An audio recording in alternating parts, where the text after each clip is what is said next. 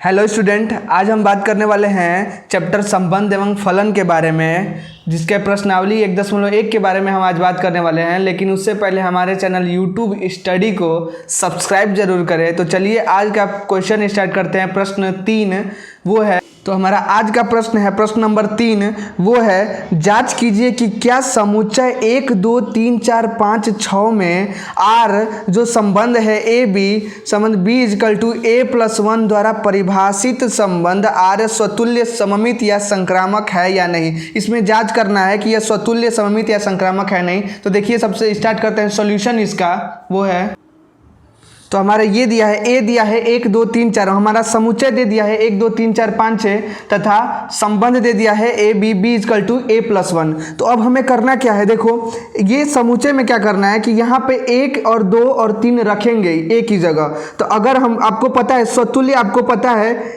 A belongs to are होता है, ठीक है। अब यहाँ पे अगर 1 रखते हैं ए इजकल टू 1, तो हमारा संबंध क्या बनता है, हमारा संबंध बनेगा, अगर ए रखेंगे तो बी कितना आएगा 2, 2 रखेंगे तो बी कितना आएगा 3, 3 रखेंगे तो बी कितना आएगा 4, 4 रखेंगे तो बी कितना आएगा 5 तथा 5 रखेंगे तो आएगा 6 आएगा। अब हम स्वतुल्य निकालते हैं। स्वतुल्य में आपको पता है, अगर ए 1 रखेंगे तो 1 1 बिलोंग्स करना चाहिए आर में, संबंध में। तो अगर हम 1 रखते हैं ए, तो क्या आप देखो हमारा इस संबंध में 1 1 आ रहा है, 1 आ रहा है, नहीं आ रहा है, तो ये हमारा स्वतुल्य नहीं होगा।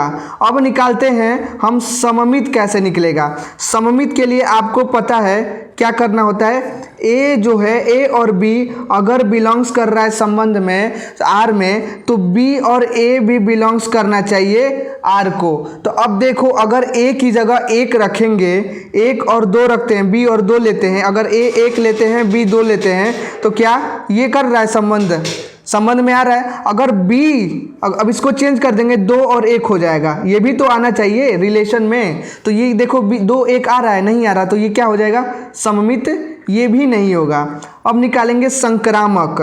संक्रामक कैसे निकालेंगे, देखो संक्रामक के लिए बताया था आपको कि a b belongs to R, b c belongs to R, तो ए सी भी बिलोंग्स करना चाहिए आर में। तो अब इसको कैसे निकालोगे, अगर ए की जगह 1 रखेंगे, बी की जगह 2 रखेंगे, तो 1 2 संबंध आर में को संबंध होना चाहिए, आर के साथ संबंध होना चाहिए 1 2 का, 1 2 के आर के साथ संबंध है।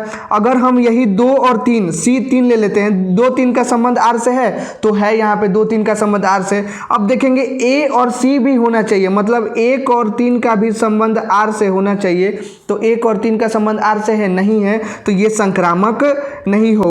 अब बात करते हैं क्वेश्चन नंबर 4। क्वेश्चन नंबर 4 क्या कह रहा है, सिद्ध कीजिए कि आर में आर इजकल टू, मैं संबंध दिया है ए बी, ए जो बी है, बी बड़ा और इक्वल है किसके, ए के द्वारा परिभाषित संबंध आर स्वतुल्य तथा संक्रामक है किंतु सममित नहीं है, ये सिद्ध करना है। आर क्या है, हमारा वास्तविक संख्या, तो हमारा समुच्चय क्या हो जाएगा, वास्तविक संख्या। चलो अब देखते हैं सॉल्यूशन इसका। देखो आर हमारा दिया है वास्तविक संख्या, वास्तविक संख्या माइनस इन्फिनिटी से इन्फिनिटी तक।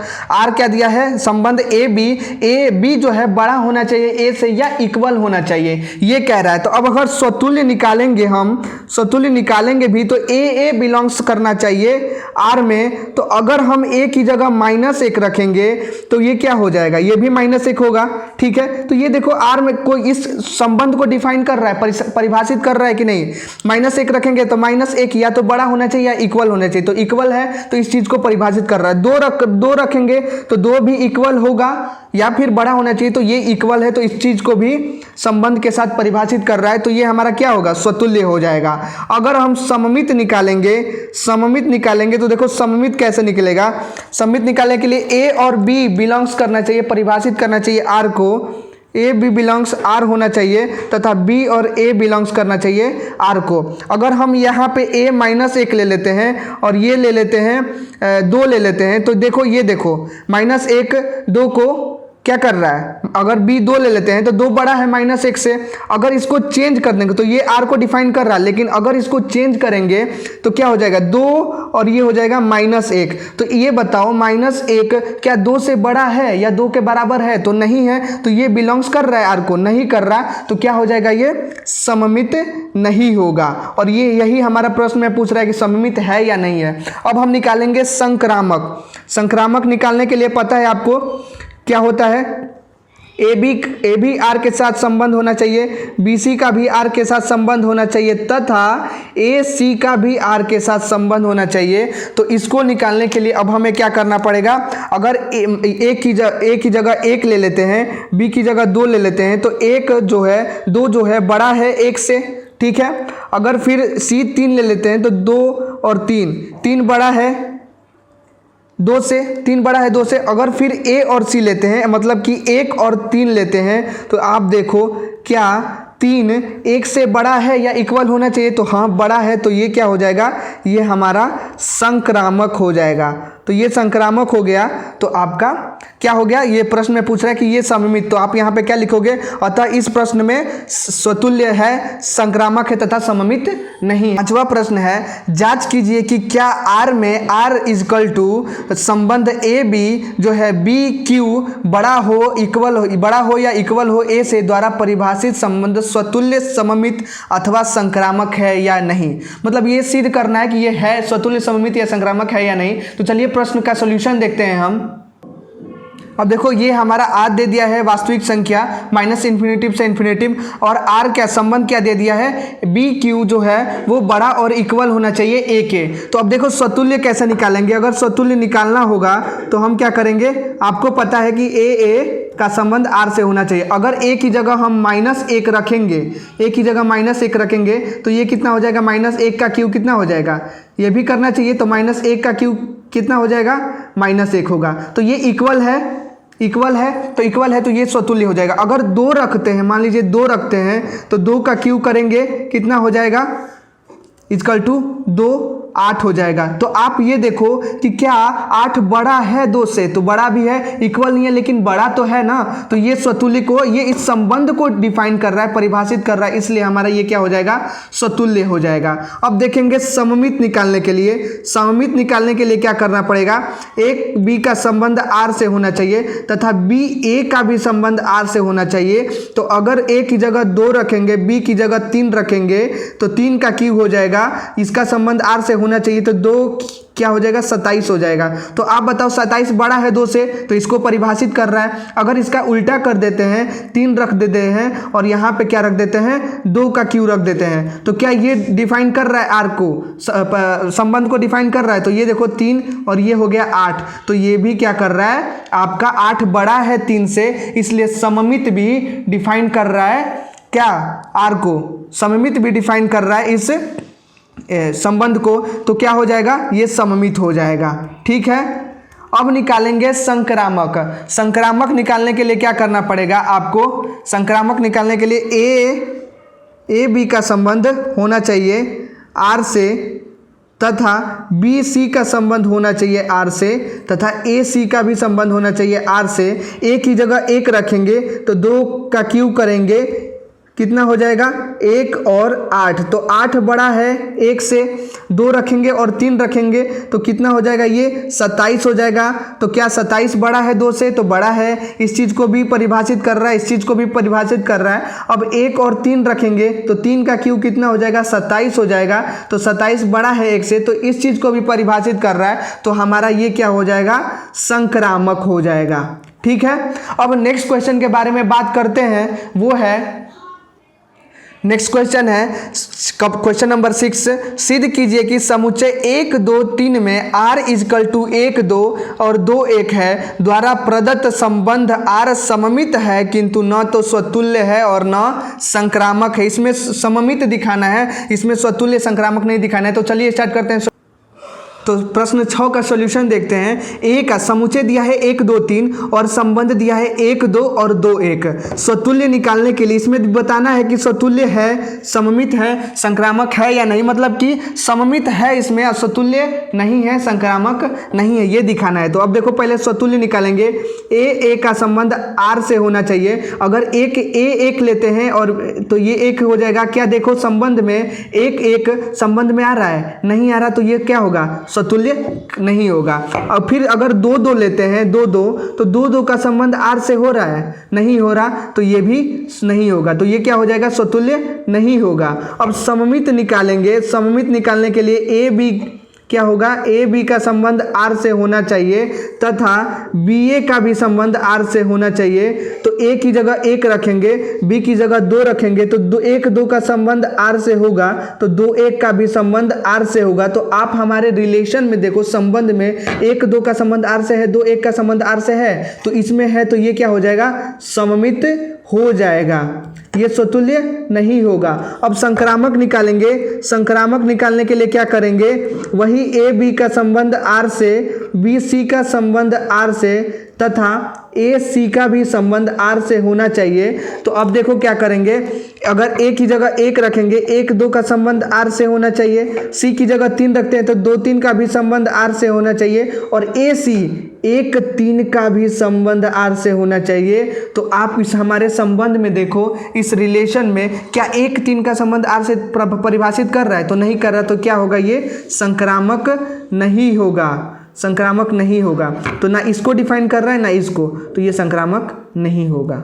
ठीक है, नेक्स्ट क्वेश्चन के बारे में बात करेंगे। अब प्रश्न नंबर 7 हम देखेंगे, सिद्ध कीजिए कि किसी कॉलेज के पुस्तकालय की समस्त पुस्तकों के समुच्चय ए में आर संबंध दिया है, एक्स वाई, एक्स तथा वाई में पेजों की संख्या समान है, द्वारा प्रदत्त संबंध आर एक तुल्यता संबंध है। तुल्यता का मतलब स्वतुल्य भी होना चाहिए, सममित भी होना चाहिए और संक्रामक भी होना चाहिए।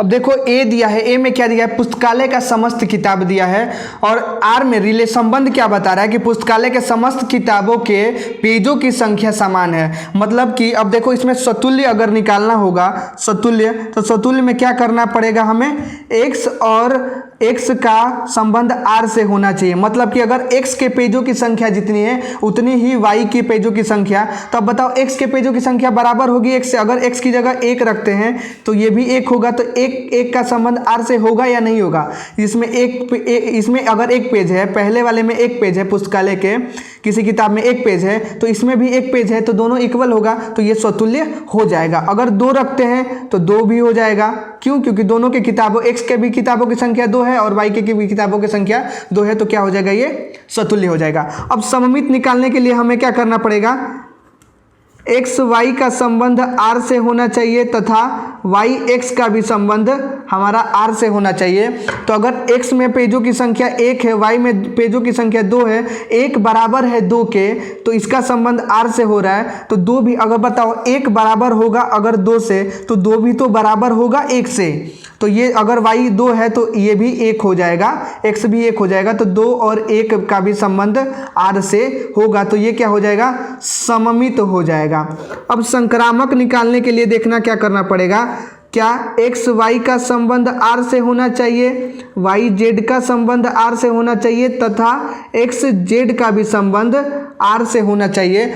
अगर एक्स की जगह 1 रख दे हैं, वाई के पेजों की संख्या 2 रखते हैं, वाई कोई किताब है, एक्स कोई किताब है, 1 और 2 बराबर है, और जेड अगर 3 लेते हैं तो जेड ये 3 लेते हैं अगर, तो 2 इक्वल है 3 के, तो क्या 1 तो भी होगा 3 के इक्वल हो जाएगा, 1 2 के बराबर है, 2 3 के बराबर है, तो 1 भी 3 के बराबर हो जाएगा। अर्थात वाई एक्स जेड जो है वो बिलोंग करेगा आर को, एक्स इक्वल टू वाई, तो क्या हो जाएगा, 1 2 बिलोंग्स कर रहा है आर को, 2 3 बिलोंग्स कर रहा है संबंध आर, तो 1 3 भी संबंध करेगा, आर से संबंध होगा, तो ये क्या हो जाएगा, संक्रामक हो जाएगा। तो ऐसे हमारा ये प्रश्न हल हो जाएगा। अर्थात ये क्या हो जाएगा, हमारा 7वां प्रश्न क्या हो जाएगा, तुल्यता संबंध हो जाएगा।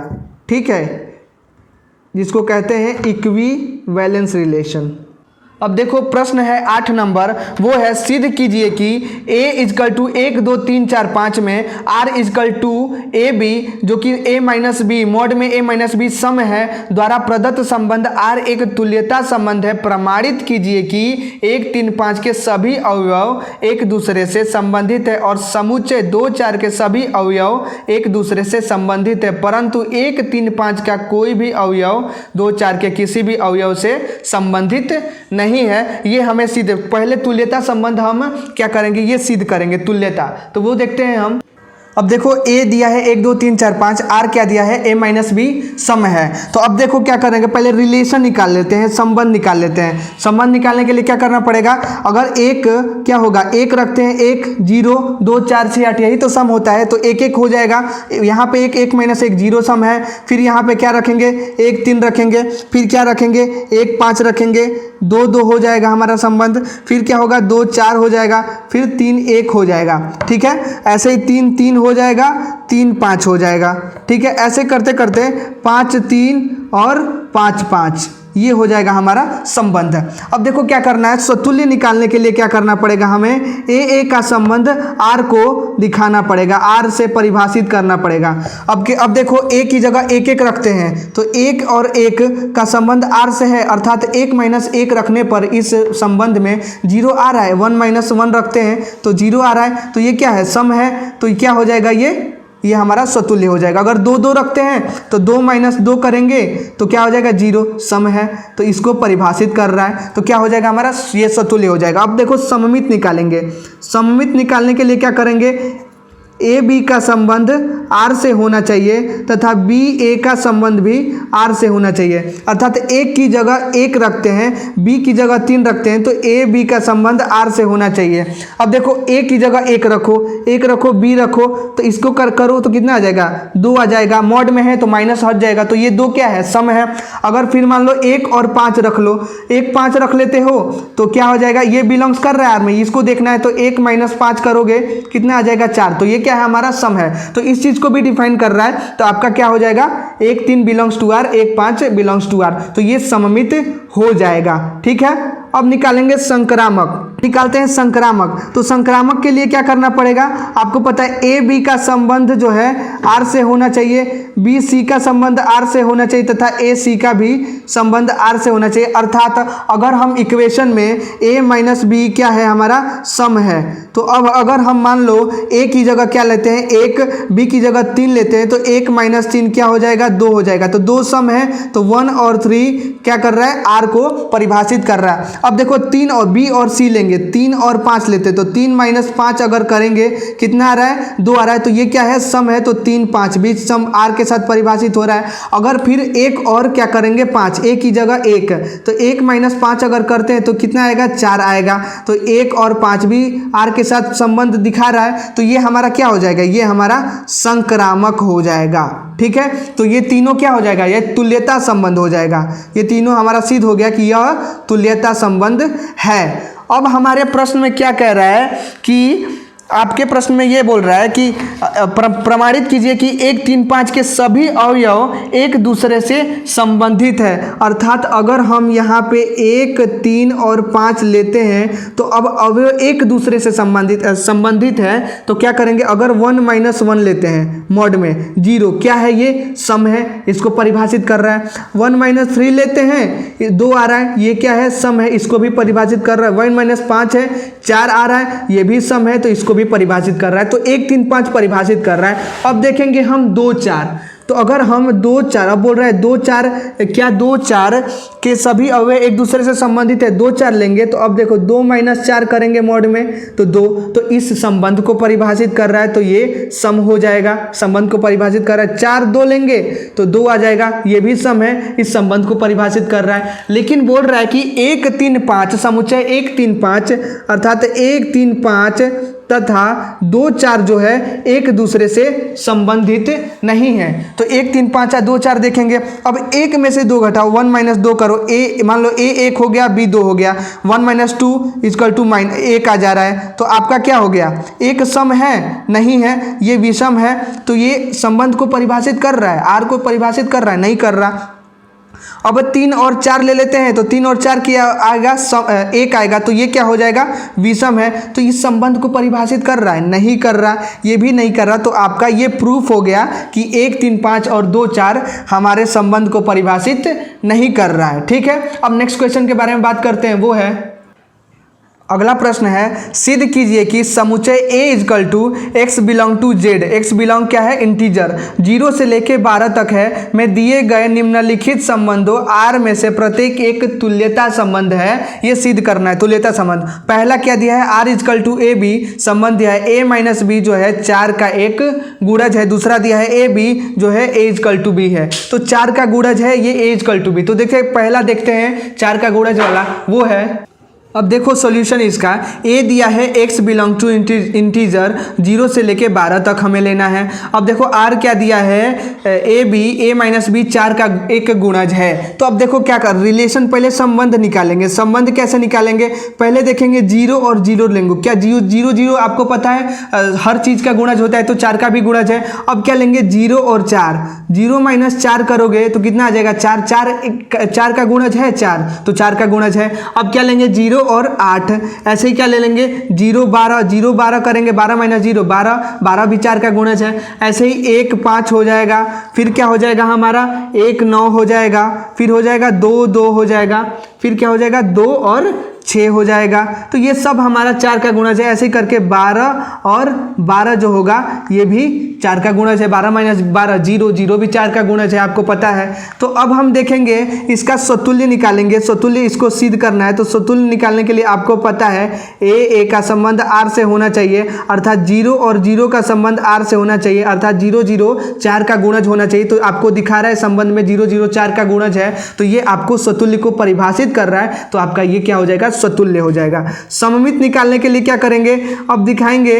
अगर हम ले लेते हैं मान लो 0 और 4, 0 4 ले लेते हैं, मान लो a इजकल टू क्या दिखाना है, a b का संबंध r से होना चाहिए तथा b a का भी संबंध r से होना चाहिए। तो अगर हम a 0 ले लेते हैं, b 4, तो 0 और 4 r को संबंध, r के साथ संबंध है क्या, 0 4 4 का गुणज है, तो 0 माइनस 4 करोगे कितना आ जाएगा 4, तो 4 का गुणज है। अब क्या लोगे 4 और 0 ले लेते हैं, तो 4 और 0 a b लेंगे, 4 0 क्या 4 का गुणज है, 4 माइनस 0 करोगे 4, तो 4 भी 4 का गुणज है।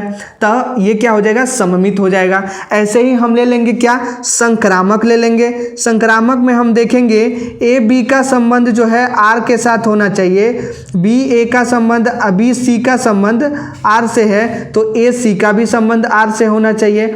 अर्थात ये कि अगर हम 0 ले लेते हैं और 4 ले लेते हैं, तो 0 4 का संबंध r से, मतलब 0 माइनस 4 क्या हो जाएगा 4, तो 4 का गुणज है, 4 का गुणज है। अब ले लेते हैं हम 4 और c ले लेते हैं 8, तो क्या इसका संबंध r से है, तो 4 माइनस 8 करो तो कितना आ जाएगा 4 आएगा, तो 4 भी 4 का गुणज है।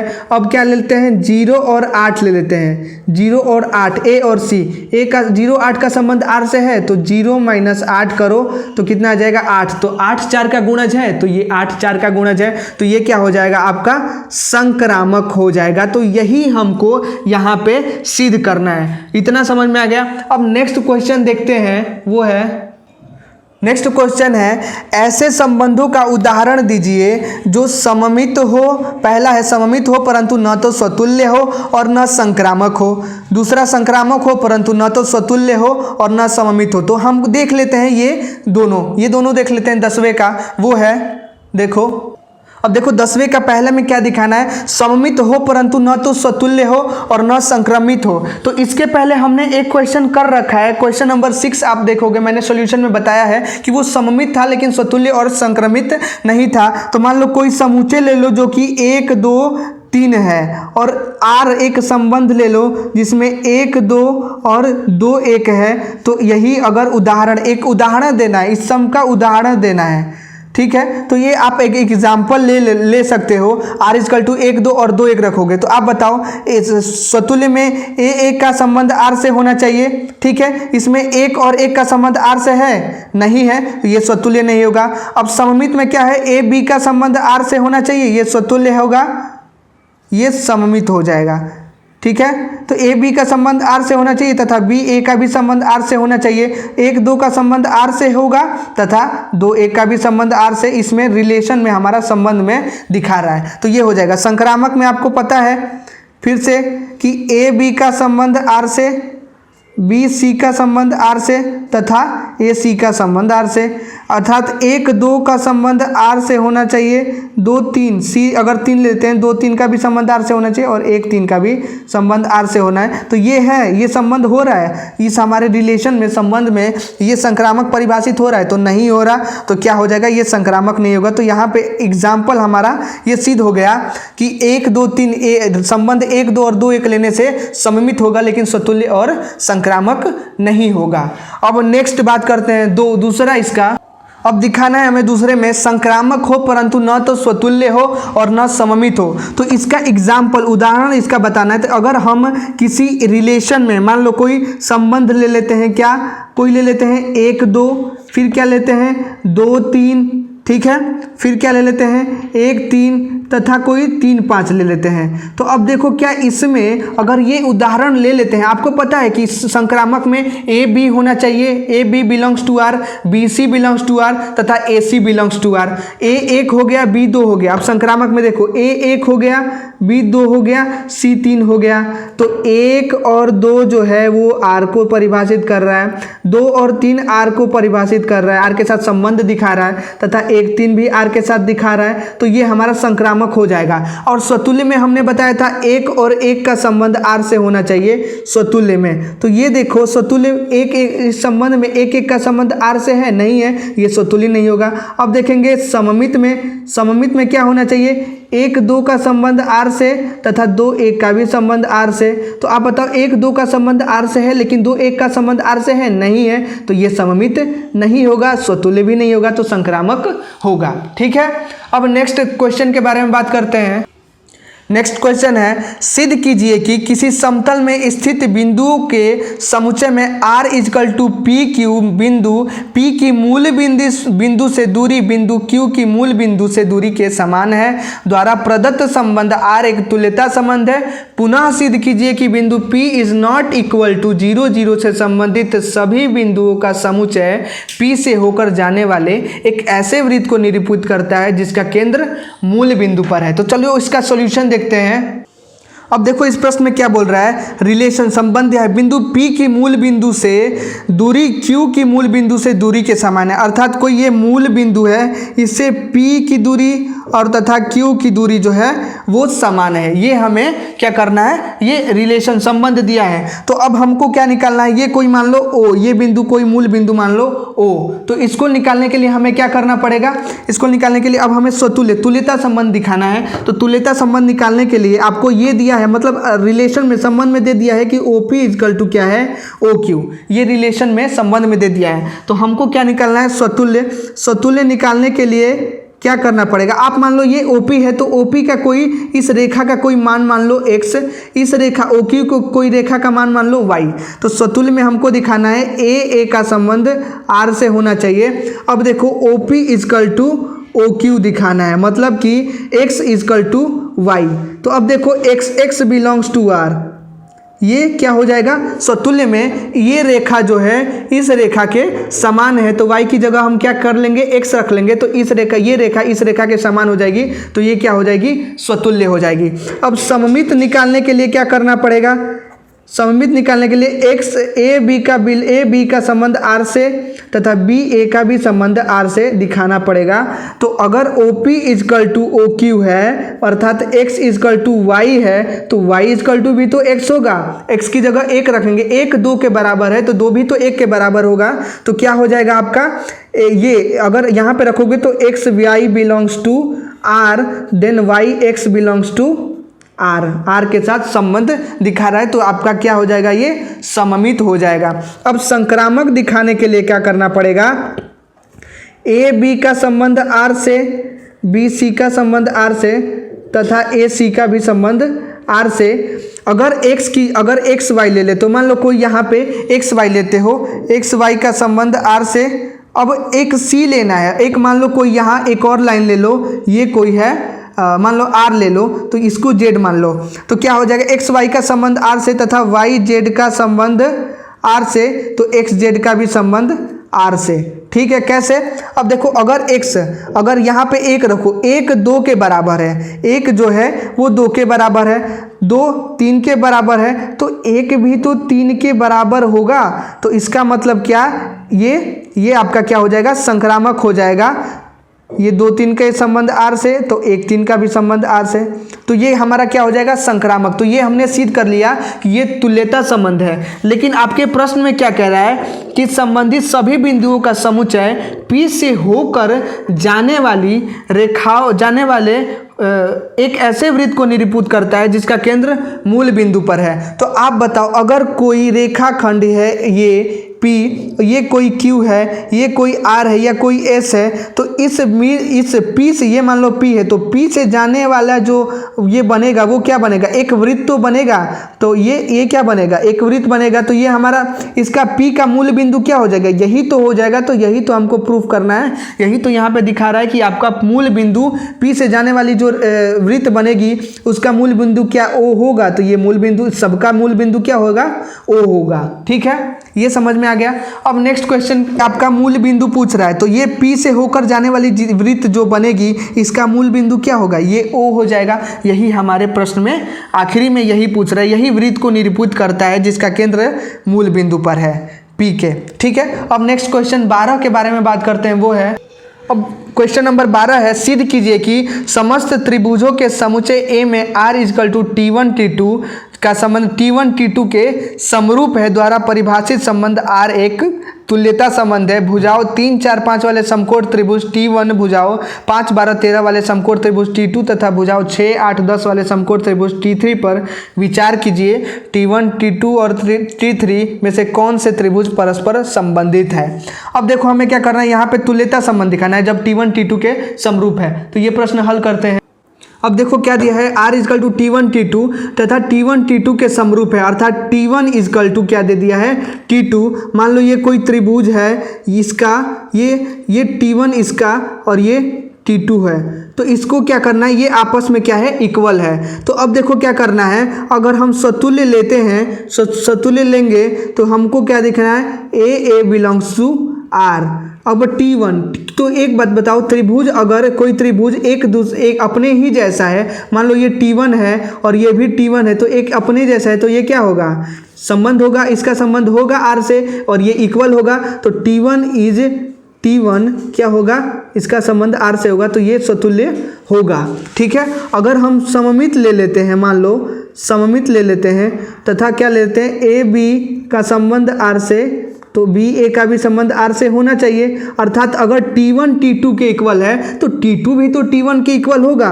T1 अगर T2 के इक्वल है तो T2 भी T1 के क्या होगा, इक्वल होगा। ठीक है, यहाँ पे आप लिख सकते T1 = T2 then T2 = T1। तो ये सममित है।